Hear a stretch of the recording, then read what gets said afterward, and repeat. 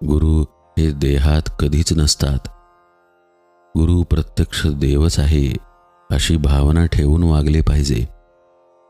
अशी भावना ठेवून वागले म्हणजे गुरु कसाही असला तरी तिथे प्रत्यक्ष देवाला येणे भाग पडते. गुरु सांगेल तसे आपण नेहमी साधन करीत राहावे. तसे साधन करीत राहिले म्हणजे आपल्याला देवाची प्राप्ती होते.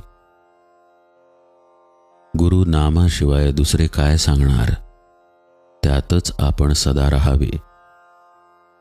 जो खरा साधनात राहतो त्याला या सर्व गोष्टी आपोआपच साधत असतात.